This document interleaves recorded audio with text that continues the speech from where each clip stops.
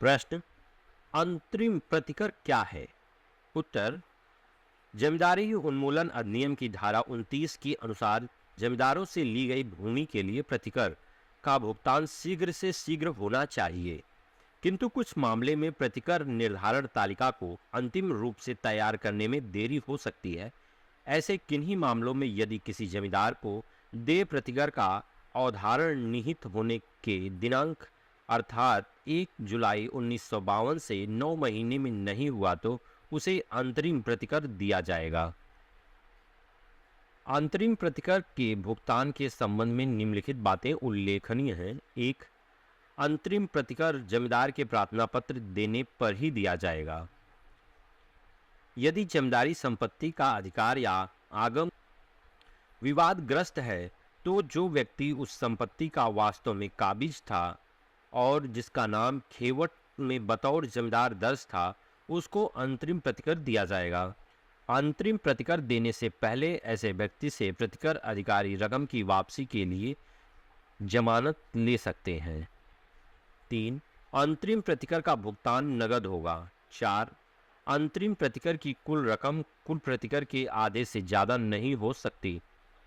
मालगुजारी, अब्बाब, स्थानीय रेट का कुल बकाया, तब तक जो देय हो चुके हैं, ऐसे सब कृषि आयकर तथा दूसरे सरकारी ऋण जिनका वर्णन धारा 6 में किया गया है, अंतरिम प्रतिकर में से काट लिए जाएंगे। 6. अंतरिम प्रतिकर जो दिया जाएगा उसे प्रतिकर का ही भाग माना जाएगा और उसे प्रतिकर में समायोजित किया जाएगा। अगला प्रश्न, अधिक भूमि के अर्जन पर रोक। अधिक भूमि से तात्पर्य उस भूमि से है जो इस अधिनियम की धारा 154 द्वारा निर्धारित भूमि की अधिकतम सीमा 12 एकड़ से अधिक हो।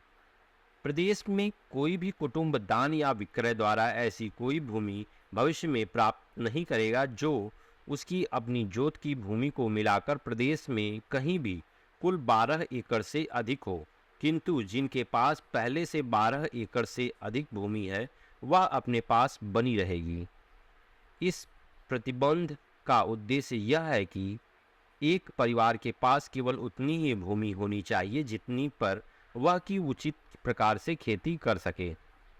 अगला प्रश्न, असामी द्वारा असंक्राम्य अधिकार वाले भूमिधर के अधिकार अर्जित करना।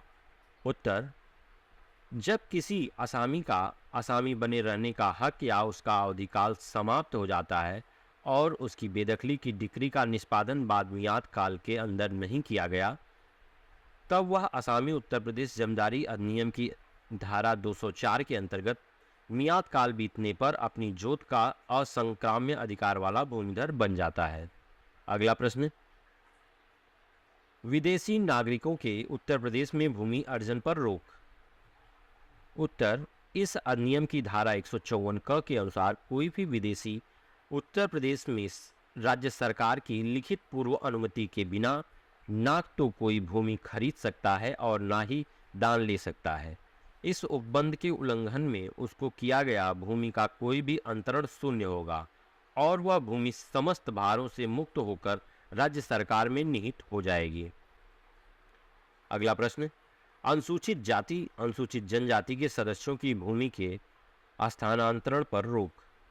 उत्तर, अनुसूचित जाति अनुसूचित जनजाति के सदस्यों की भूमियों के हस्तांतरण पर रोक इस अधिनियम की धारा 157 क के अंतर्गत कोई भी अनुसूचित जाति का भूमिधर अपनी भूमि का विक्रय, दान, बंधक व पट्टा अनुसूचित जाति के अतिरिक्त किसी भी व्यक्ति को नहीं कर सकता, किंतु कलेक्टर की पूर्व अनुमति से वह ऐसा कर सकता है। कलेक्टर ऐसी अनुमति उस दशा में नहीं देगा जब अंतरणकर्ता के पास आवेदन की तारीख पर प्रदेश में 3 एकड़ से कम भूमि हो या अंतरण के बाद 3 एकड़ से कम भूमि रह जाने की संभावना हो। इस उपबंध के उल्लंघन में किया गया अंतरण शून्य होगा। धारा 157 ख के अंतर्गत कोई भी अनुसूचित जनजाति का भूमिधर या असामी कलेक्टर को पूर्व अनुमति से भी अपनी भूमि किसी ऐसे व्यक्ति को अंतरित नहीं कर सकता जो गैर अनुसूचित जनजाति का हो। इस उपबंध के उल्लंघन में किया गया अंतरण शून्य होगा।